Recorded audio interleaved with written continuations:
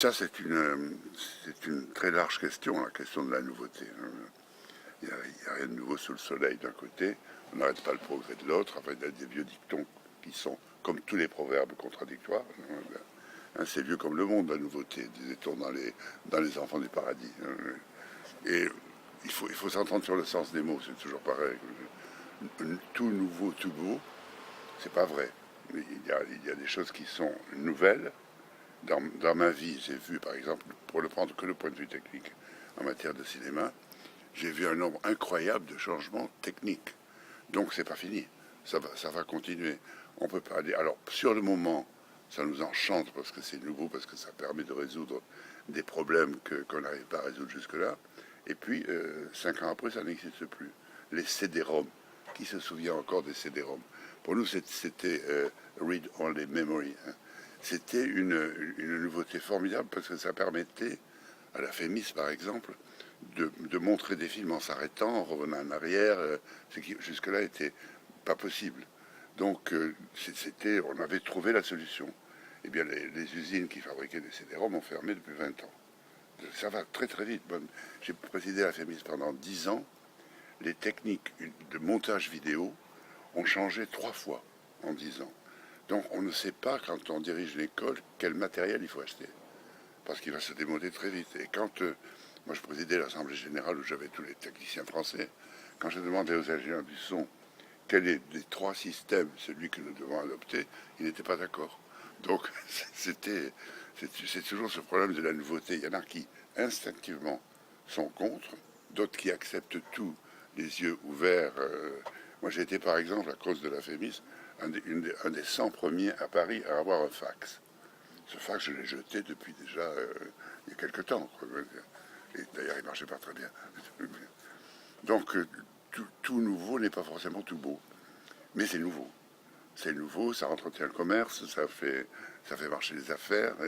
Et de toute manière, quand on dit une chose est nouvelle, la question est de savoir si elle est nouvelle. Pratiquement, oui. Objectivement, l'objet est nouveau.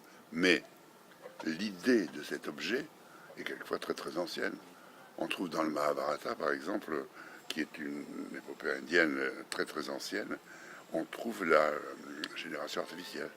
On trouve qu'on met dans un certain nombre de jarres un peu de sperme humain, il en est des enfants. Déjà, le rêve, très souvent, la nouveauté est la réalisation d'un rêve très ancien qu'on avait oublié. Les voyages dans l'espace existent dans le Mahabharata. Arjuna s'en va dans d'autres mondes habités même. Donc je crois qu'il y a des rêves très anciens qui sont réalisés. Je me demande s'il y a encore quelquefois je me pose la question, quelles sont aujourd'hui, non pas notre réalité, parce qu'elle change sans arrêt comme il est normal. Toute réalité change.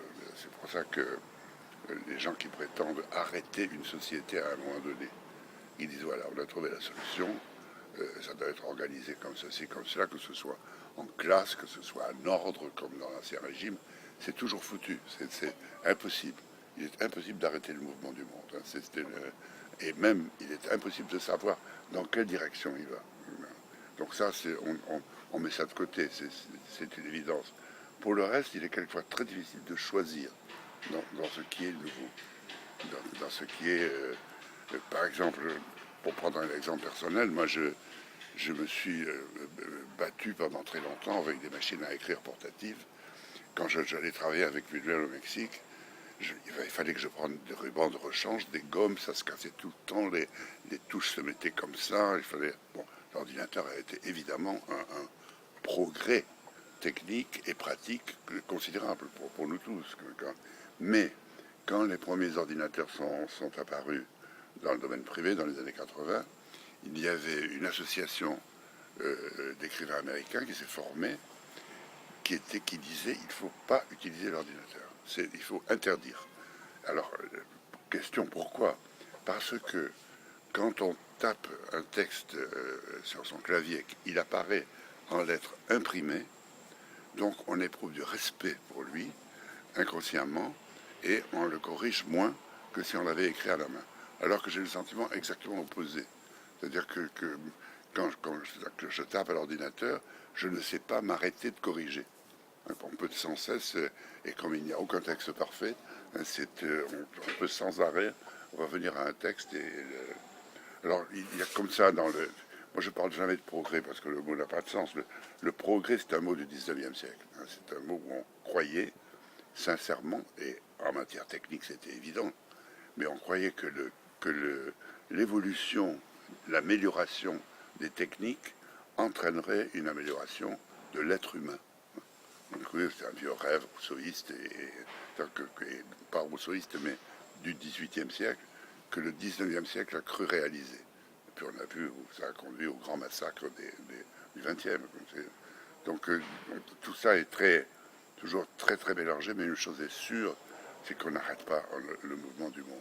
Et si on va un peu plus loin, et si on essaie de se dire à quoi ça tient, ce mouvement du monde, comment se fait-il que par exemple, la petite agriculture est disparue dans les années 50 à peu près partout en Europe. Alors, vous avez des économistes qui vous donnent des explications contradictoires. Ils ne sont pas d'accord entre eux. C'est toujours pareil, les crises économiques. Vous lisez le livre d'un tel et un tel, ils ne sont pas d'accord. Des spécialistes. Donc, il faut s'habituer à cette mouvance. Je crois qu'il faut soi-même savoir que nous changeons, que nous vieillissons, que je n'ai pas les mêmes réactions, les mêmes sentiments, peut-être même les mêmes sensations que j'avais autrefois. Il faut s'y faire. Il faut se faire à beaucoup de choses. Alors, au milieu de tout ça, je continue en improvisant. Au milieu de tout ça, qu'est-ce qu'il faut garder dans ce monde fluctuant, cette branloire pérenne, comme disait Montaigne? Qu'est-ce qu'il faut garder? Et on se rend compte que ce qu'il faut garder, c'est quelque chose qui est un mot très vague et très dangereux. Ce sont les valeurs. Parce que chacun a ses valeurs. La droite parle de ses valeurs aussi bien que la gauche, qui ne sont pas forcément les mêmes, mais qui quelquefois sont les mêmes. Alors on se dit, ils déclarent avoir les mêmes valeurs, humanistes en général, et pourtant ils ne sont pas d'accord. Alors comment ça se fait? C'est très étrange comme attitude. Alors il faut, je crois, essayer de garder ce qui, dans le passé ou dans le présent, ont été pour nous de bons exemples.